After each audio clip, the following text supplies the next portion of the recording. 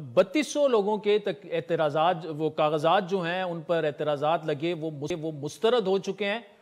P T I کا دعویٰ اور گلہ یہ ہے کہ ایک باقاعدہ پیٹرن ہے اور انہیں الیکشن سے، ان کے تقریباً 80% لیڈرشپ کو الیکشن سے آؤٹ کروا دیا گیا ہے۔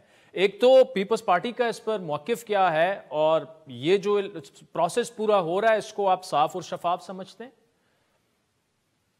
بسم اللہ الرحمن الرحیم۔ دیکھیں عادل صاحب، اعتراضات ہوئے ہیں اور کوئی مطلب ہے کہ اکا دکا شاید کسی پولیٹیکل پارٹیز نے یا کسی نے کیا ہوگا۔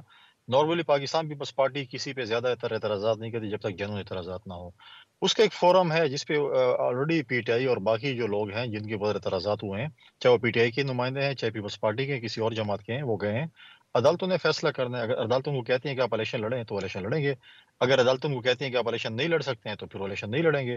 تو یہ فیصلہ تو پولیٹیکل پارٹی سے نہیں کرنا، یہ تو ابھی ان فورم نے کرنا ہے جس پہ وہ گئے ہوئے ہیں۔ پولیٹیکل پارٹیز فیصلہ کرتی تو ان کا اپنا ایک وہ تھا۔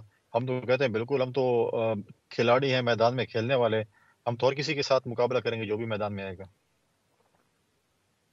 اچھا کنڈی صاحب، خیر وہ تو کورٹ میں اب معاملہ، کل شاید اس کا فیصلہ آ جائے گا پشاور ہائی کورٹ سے کہ انتخابی نشان الاٹ کیا جائے پی ٹی آئی کو بیٹ یا نہ کیا جائے۔ اگر پی ٹی آئی بیٹ کے بغیر اترتی ہے اور کاغذات نامزدگی بھی کافی سارے مسترد ہو گئے ہیں، تو کیا ان کے گلے و شکووں میں وزن نہیں ہے کہ انہیں آؤٹ کیا جا رہا ہے؟ دیکھیں اگر ان کو نشان دے بھی دیا جائے یا نہ بھی دیا جائے، گلے شکوے تو پھر بھی کریں گے۔ اگر نشان دے دیا جائے پھر کوئی اور گلے کریں گے کہ یہ ہو گیا وہ ہو گیا، اگر نشان نہیں دیا جاتا پھر بھی ڈیفینیٹلی گلے کریں گے۔ اب یہ عدالتوں نے فیصلہ کرنا ہے۔ دیکھیں پہلے الیکشن کمیشن نے ان سے نشان لے لیا تھا، پھر عدالت نے ایک فیصلہ کیا، سنگل بینچ نے وہ نشان دے دیا جائے۔ اب ڈبل بینچ ہے، فیصلہ محفوظ ہے، کل پتہ چلے گا کہ وہ کیا فیصلہ کرتے ہیں۔ جو بھی فیصلہ ہوگا عدالت کا فیصلہ ہوگا۔ ماضی میں پیپلز پارٹی کے حق میں بھی فیصلہ ہے، مخالفت میں بھی ہے، لیکن ہم نے ہمیشہ عدالتوں کے فیصلوں کو تسلیم کیا، ہم نے احتجاج نہیں کیا، ہم نے عدالتوں پہ حملہ بھی نہیں کیا، ہم نے کوئی اور چیزیں بھی نہیں کی۔